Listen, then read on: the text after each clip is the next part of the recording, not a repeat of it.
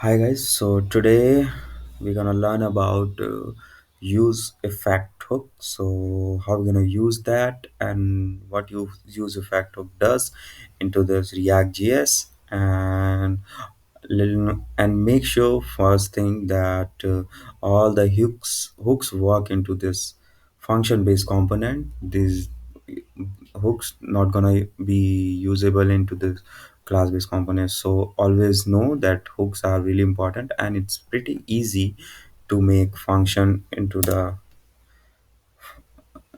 code base, and it's pretty and easy to handle. If you learn about hooks, then you can be a React.js programmer very soon. So let me show you how we're gonna use that use effect hook. So first you need to import over here use effect, just oh sorry, not like this, fact. Yeah, so first we need to import use effect just like this, and now we're gonna type over here use effect. Oh, so I'm gonna make a simple and easy script into the use effect callback function just like this. So we don't need that, we will delete, cut these things over here, and we're gonna remove this input parameter from here because we don't have any input parameters. So just make it empty and easy and simple learn. And easy and simple thing is that I'm gonna show you. We're gonna console this store parameter over here. So how are we gonna do that? So let me tell you something about use effect, how it works. So you- as you can see, there is no parameter. Whenever we will call the use effect function, it's gonna call a function just like this arrow function. So this is the callback function. Whenever we will use effect hook, so we need to assign a parameter over here, because use effect work on the base of parameter value change, sorry. So whenever any value change into this parameter, use effect callback function gonna call again and again. So if we have empty parameter, so this use effect gonna run only for once whenever your app will mount. So let me show you. So we have empty parameter, we are logging this store variable, and now just let me type a string that gonna make it visible more. So into our log, you can see, let me refresh this again.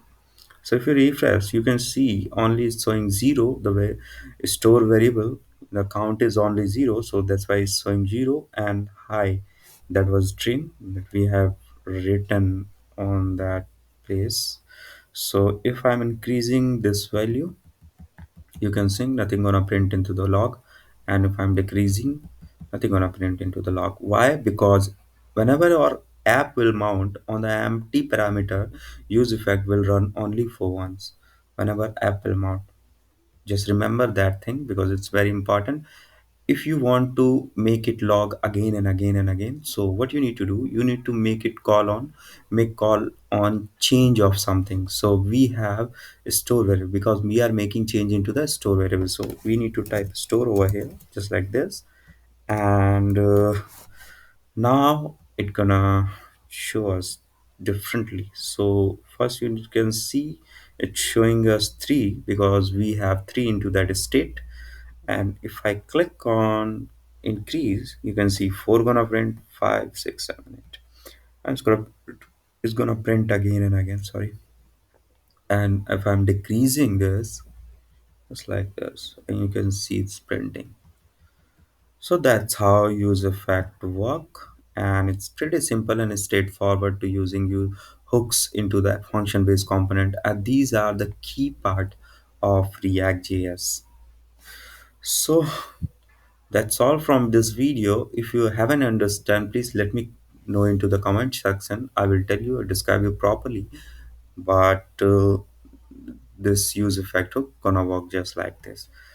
So normally we use effect hooks for making API calls for once, because whenever we reload our page, we need to call the all the API, because we need to fill the parameter into each and every places where we required. So that's why we call all the APIs into this use effect hook, or we call API in a asynchronously. That's why. So I will tell you later about it, the how we make API calls into the React.js.